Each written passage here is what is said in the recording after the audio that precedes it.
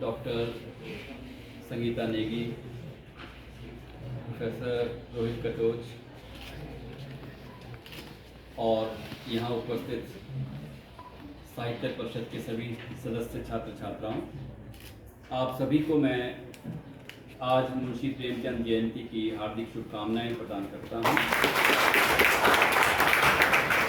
आज हम स्मरण कर रहे हैं एक ऐसे महान साहित्यकार का, कथाकार का, हिंदी के जाने माने उपन्यास सम्राट का, जिसने न केवल हिंदी कहानी की दिशा को मोड़ा बल्कि समाज में भी परिवर्तन लाने का भरसक प्रयास किया और अपना महत्वपूर्ण योगदान दिया। मुंशी प्रेमचंद, उनके बारे में जो जीवनी का पक्ष है वो तो आपके सामने प्रोफेसर निर्मल ने भी रखा और मैडम ने भी रखा, तो मैं उस पर ज़्यादा नहीं कहूँगा। सिर्फ 2-3 बातें यहाँ पे जोड़ना चाहूँगा कि मुंशी प्रेमचंद जो है, ये नाम कैसे इन्हें मिला। ये पहले इनका जो जन्म से नाम था वो था धनपत राय, और बचपन में इनके पिता इन्हें प्यार से कहा करते थे नवाब। तो इन्होंने जब उर्दू में लिखना शुरू किया, उर्दू और पर्शियन के ये फारसी के जाने माने विद्वान थे, तो इन्होंने जब लिखना शुरू किया तो इन्होंने लिखा नवाब राय नाम से। और पहली ही पुस्तक सोज़े वतन, जिसमें कहानियाँ थी देश प्रेम की, वो जो है बैन की गई। 1907 में वो प्रकाशित हुई थी और वो बैन कर दी गई। उस समय जो 500 प्रतियाँ इसकी बैन जला दी गई थी, लेकिन फिर भी इसकी प्रतियाँ बाकी थी।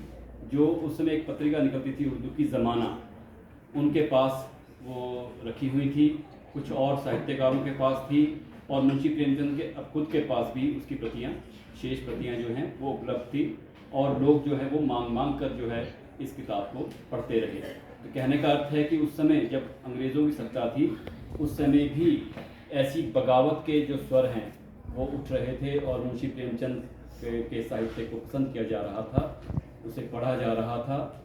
उन्होंने सोज़े वतन जब बैन की गई तो कुछ समय जो है लिखना बंद कर दिया, लेकिन ज़माना के जो संपादक थे, उनका नाम था दया नारायण निगम, उन्होंने जो है इन्हें कहा कि तुम एक अलग नाम से जो है कहानियाँ लिखो और मैं प्रकाशित करूँगा, और वो नाम जो है प्रेमचंद उन्होंने उन्हें दिया। अब प्रेमचंद जो है वो और भी जैसे शिक्षण का कार्य करते थे, साथ में पत्रिकाओं के संपादक भी रहे, और कन्हैयालाल मुंशी के साथ भी इन्होंने संपादन कार्य किया। तो जब जिस पत्रिका में कन्हैयालाल मुंशी और ये प्रेमचंद जो है इकट्ठा संपादन करते थे, वहाँ जो प्रिंट लाइन होती है वहाँ लिखा होता था मुंशी प्रेमचंद। तो ये दोनों कन्हैयालाल मुंशी और प्रेमचंद का कॉम्बिनेशन था, तो वहाँ से ये मुंशी प्रेमचंद नाम से जो है बहुत प्रसिद्ध हुए, प्रख्यात हुए। अब दूसरी बात कि मुंशी प्रेमचंद, आज हम कई जगह मैं पढ़ता हूँ कि उसमें एक प्रश्न उठता है कि शेक्सपियर जैसी प्रसिद्धि क्यों नहीं मिली मुंशी प्रेमचंद को। तो यहाँ मैं ये कहना चाहूँगा कि मुंशी प्रेमचंद जो है हिंदी में लिखते रहे, उर्दू में लिखते रहे, और एक सीमित दायरे में जो है उन्हें पढ़ा जाता रहा। अब उनका जो है अनुवाद जो है कहानियों का, उपन्यासों का उपलब्ध है। एक अलीगढ़ मुस्लिम यूनिवर्सिटी में और जामिया मिलिया इस्लामिया यूनिवर्सिटी में जो हैं कुछ प्रोफेसर्स हैं, उन्होंने अनुवाद जो है ये इनकी कहानियों का किया है, और ये कहानियाँ अब पूरे विश्व में उपलब्ध हैं।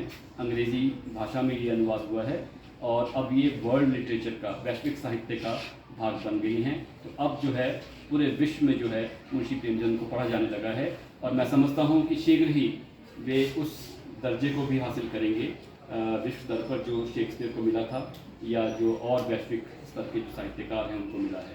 तो मुंशी प्रेमचंद शीघ्र ही पूरे विश्व में लोकप्रिय होने वाले हैं, ये मेरी आशा है, क्योंकि इनके पास जो साहित्य की संपदा है, जो इनके सृजन की संपदा है, वो इतनी महत्वपूर्ण है, इतनी मर्मस्पर्शी है, हृदय में उतर जाने वाली है कि कोई भी जो इनको पढ़ेगा वो प्रभावित जरूर होगा। और इन्होंने जब लिखा तो इन पर भी कुछ प्रभाव जो हैं वो रहे हैं।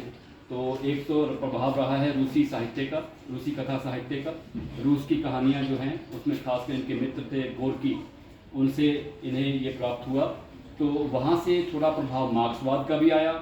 तो मार्क्सवाद, अब मैं इतने विवरण में नहीं जाऊँगा इसके, लेकिन ये मैं थोड़े प्रभाव जो हैं मुंशी प्रेमचंद जो रहे हैं मैं उनके बारे में उल्लेख करना चाहूँगा।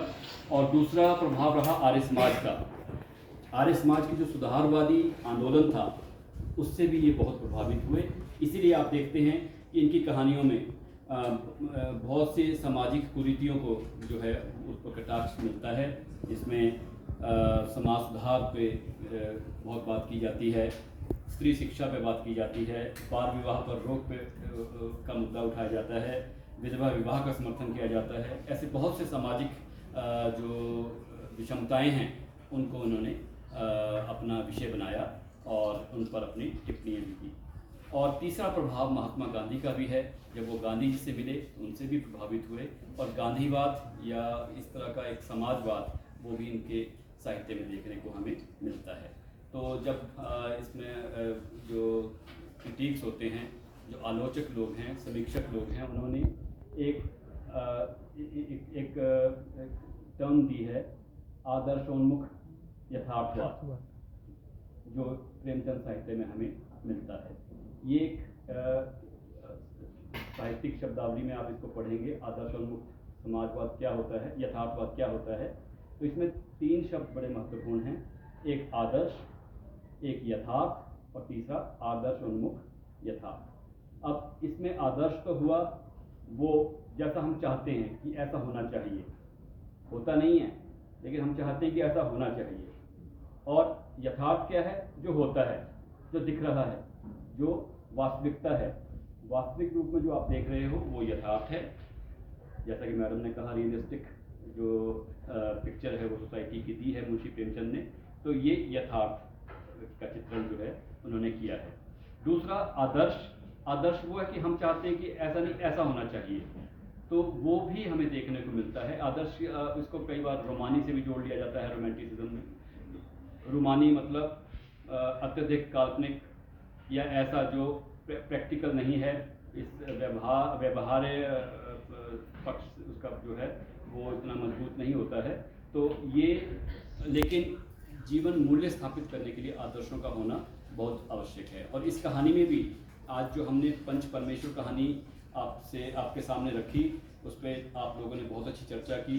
जितने यहाँ प्रस्तुता आए सब ने विभिन्न मुद्दों को कहानी के हमारे सामने लेकर आए आप, और उसमें जो है जो चर्चा की वो बड़ी सार्थक चर्चा थी। इसमें पंचायत व्यवस्था पे आपने बात उठाई, आपने न्याय प्रणाली पर बात उठाई, और सामाजिक ताने बाने पर आपने बात की, आपने महिलाओं के संबंध में बात की। तो ये सब मानवीय संबंधों के बारे में बात की। ये सभी पक्ष जो हैं ये इस कहानी में हमें देखने को मिले हैं। और इस कहानी का मैं एक चीज़ बताना चाहूँगा। पहले शीर्षक था पंचायत, इसका शीर्षक जो है रखा गया था पंचायत। जब ये प्रकाशन के लिए गई 1916 में, महावीर प्रसाद द्विवेदी जी के पास, वो संपादक थे सरस्वती पत्रिका के, तो सरस्वती पत्रिका में ये छपी थी। उन्होंने पंचायत हटाकर इसका शीर्षक किया पंच परमेश्वर। पंच परमेश्वर अपने आप में एक मुहावरा है। आज भी गांव में जाओ तो बोलते हैं पंच के मुख में परमेश्वर है। ये एक मुहावरा है और ये एक जानी मानी बात है, जो लोग चाहते हैं कि ऐसा ही हो। हर पंच से लोगों की अपेक्षाएं यही रहती है कि वो न्याय करे, लेकिन जब अपने ऊपर बात आती है, निजी स्वार्थ जहाँ पे आ जाता है, वहाँ लगता है कि यार मेरा मित्र है, शायद मेरा पक्ष ले ले, तो वहाँ पक्षपात की बात करने लग जाते हैं। लेकिन जब जो व्यक्ति न्याय की कुर्सी पर बैठता है, वो उस पद पर बैठता है, उसे मालूम होता है क्या करना है। जो न्याय के पद पर बैठा है, पंच के पद पर बैठा है, वो कभी भी वो भेदभाव नहीं कर सकता है। वो अब करते होंगे वो यथार्थ है, वो तो अलग चीज़ है, वास्तविकता कुछ भी हो सकती है। लेकिन प्रेमचंद ने आदर्श स्थापित किया है कि ऐसा होना चाहिए कि जो भी इस पद पर बैठे वो ऐसा न्याय करे। ये एक आदर्श जो है उन्होंने स्थापित किया है। तो ये 3-4 बातें जो हैं इस कहानी से हमें मिलती हैं, जो इसमें सामने आई हैं। एक तो सत्य को जीवन मूल्य बताया है, सच्चाई का साथ देना है, सच्चाई के साथ चलना है। दूसरा न्याय है, न्याय बनाम निजी स्वार्थ, न्याय बनाम निजी संबंध, कि अपने संबंधों को भुलाकर, अपने स्वार्थों को भुलाकर हम न्याय का पक्ष लें। ये एक बहुत बड़ा संदेश इस कहानी से मिलता है। तीसरा है कर्तव्य निष्ठा। कर्तव्य या इसको धर्म भी बोल देते हैं। तो ये हमारा धर्म क्या है, हमारा कर्तव्य क्या है, यानी सच्चाई का साथ देना और कहीं भी जो एक पक्षपात है वो ना हो। और चौथा है नैतिकता। नैतिकता का पक्ष भी उजागर किया है। और पांचवा है मानवीय संबंधों की गहराई को उन्होंने समझा है कि किस तरह से मानव के संबंध जो हैं वो चलते हैं। इसमें पिता के बारे में भी बात उल्लेख आया है, बात की गई है कहानी के आरंभ में। गुरु के बारे में बात की गई है, शिक्षा कैसी हो इस बारे में बात की गई है। उसमें आपने पढ़ा होगा, अगर आप इसको अक्षरशः पढ़ें तो आप देखेंगे वहाँ बताया है कि वो जुम्मन के पिता जो हैं वो गुरु का काम कर वो पढ़ाते थे। अब वो जो अलगू था वो पढ़ाई में थोड़ा कमज़ोर था, लेकिन उसके पिता जो थे वो धर्मपरायण थे और वो उसे यही शिक्षा देते थे कि किताबी ज्ञान जो है वो इतना बड़ा ज्ञान नहीं होता है जितना गुरु की सेवा है। तो वो गुरु की सेवा को ही शिक्षा बताते हैं। तो उससे जो है यानी व्यवहारिक शिक्षा पर ज़्यादा बल दिया गया है। ये एक पक्ष जो है आप इसमें देखेंगे, शुरू के 2-3 अनुच्छेदों में ही आपको ये दिख जाएगा। और इसके साथ ही मानवीय संबंधों में बताया है कि जैसे जुम्मन को मिल्कियत मिल गई खाला की, तो वो कैसे उसके व्यवहार में परिवर्तन आ गया, उसके चरित्र में परिवर्तन आ गया। तो लेकिन जब वो न्याय करने के लिए खुद बैठता है उस पद पर, फिर उसमें भी परिवर्तन आ जाता है। यानी ये पद है या मिल्कियत है, ये ऐसे कई ऑब्जेक्ट्स हैं जो हमें हमारे चरित्र पर प्रभाव डालते हैं और कहीं ना कहीं हम परिवर्तित होते जाते हैं। लेकिन आदर्श जो है वो क्या स्थापित किए हैं, सत्य, न्याय, कर्तव्यनिष्ठा, नैतिकता और निजी संबंधों से ऊपर, निजी स्वार्थ से ऊपर होकर न्याय करना। ये बातें जो हैं मुंशी प्रेमचंद ने इस कहानी के माध्यम से हमारे सामने रखी हैं। और दूसरा है आदर्शोन्मुख यथार्थवाद। तो वो यही है कि जो जैसा एक दृष्टिकोण होता है हर लेखक का, तो वो अपने दृष्टिकोण से वो ये बताना चाहता है, समाज को एक रास्ता दिखाना चाहता है कि ऐसा नहीं, ऐसा होना चाहिए। वास्तविकता बेशक ऐसी है, लेकिन हम आदर्श स्तर पर एक जीवन के मूल्यों को ऊंचा रख सकते हैं और वो उसकी कल्पना जो है लेखक ने की है। तो ये तो कुछ पंच परमेश्वर के बारे में था। और मैं कुछ इसका जो है पुष्टि के लिए पहला और अंतिम अनुच्छेद जो है कहानी का मैं पढ़ देता हूँ आपके आगे। तो ये इसमें कुछ पंक्तियाँ जो हैं, एक पंक्ति तो बड़ी अच्छी जो है प्रोफेसर निर्मल ने भी यहाँ पे उद्धृत की थी कि उसमें था बिगाड़ के डर से ईमान, बिगाड़ के डर से क्या तुम ईमान को, क्या था, ईमान की बात ना कहोगे, नहीं ईमान की बात ना कहोगे, कुछ शब्द था उसमें। तो ईमान से कुछ है बचोगे, कुछ इस तरह था। तो मैं एक बार पहला पैरा और आखिरी पैरा ये मैं आपके सामने रख रहा हूँ। पहले में कहता है जुम्मन, क्योंकि ये इसमें दो चरित्र आपके सामने रखे हैं, एक हिंदू समुदाय से है, एक मुस्लिम समुदाय से है। तो भारत की ये गंगा जमनी तहजीब जो है उसका भी उदाहरण आपको यहाँ मिलता है और उनके बीच में किस तरह संबंध है वो भी आपके सामने रखा गया है। तो पहले वो कहते हैं, जुम्मन शेख और अलगू चौधरी में गाढ़ी मित्रता थी, साझे में खेती होती थी, कुछ लेन देन में भी साझा था, एक को दूसरे पर अटल विश्वास था।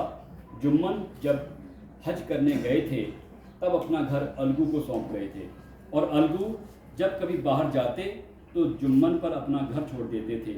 उनमें, अब ये महत्वपूर्ण है, उनमें न खान पान का व्यवहार था, यानी मिलकर इकट्ठे बैठकर खाते पीते नहीं थे, रोटी बेटी का संबंध नहीं था।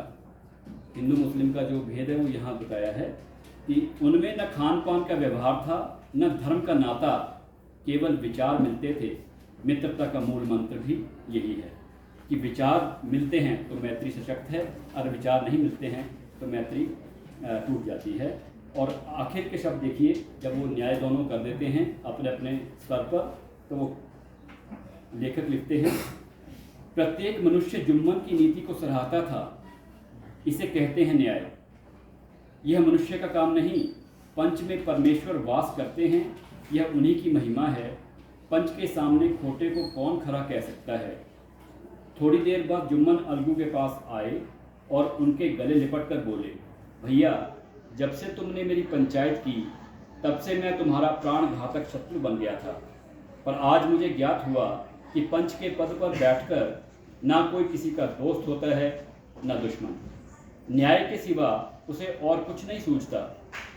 आज मुझे विश्वास हो गया कि पंच की जुबान से खुदा बोलता है। अलगू रोने लगा। इस पानी से दोनों के दिलों का मैल धुल गया। मित्रता की मुरझाई हुई लता फिर हरी हो गई। अब उन्हें समझ आ गया था कि वास्तविकता क्या है और ये जो जीवन को जीने की सही दिशा क्या है। तो ये इस कहानी अपने आप में एक कालजयी कहानी है और ये बहुत से स्तरों पर, प्राइमरी लेवल पर भी, चौथी पाँचवीं के स्तर पर, मैंने चौथी क्लास में भी, पाँचवीं क्लास में भी देखी ये कहानी सिलेबस में रखी गई है, और हाई क्लास के लेवल पे भी, सीनियर सेकेंडरी लेवल पे भी, कॉलेज लेवल पे भी और यूनिवर्सिटी लेवल पे भी पंच परमेश्वर कहानी जो है हर स्तर पर पढ़ाई जाती है। इसको पढ़ने के इसके जो पाठ के, पुनर्पाठ के अलग अलग स्तर हैं, तो अलग अलग थीरीज को लगा के इसको पढ़ा जाता है। इसके साथ ही और कहानियाँ कुछ यहाँ मेंशन भी की गई थी, वो भी बड़ी महत्वपूर्ण हैं। इनमें कफन है और एक कहानी है शतरंज के खिलाड़ी, वो भी बड़ी अच्छी कहानी है। फिर एक मुफ्त का यश, बहुत अच्छी कहानी है। ऐसी बहुत सी कहानियाँ हैं। सदगति आपके कोर्स में लगी है, तो इसमें अब कुछ जो इसके ऊपर वाद विवाद होता है, कई बार इसको पाठ्यक्रमों से निकाल दिया जाता है, फिर लगा दिया जाता है, तो वो वाद विवाद जो है वो एक पक्षीय विचारधारा के कारण जो है वो किया जाता है। अदरवाइज जो है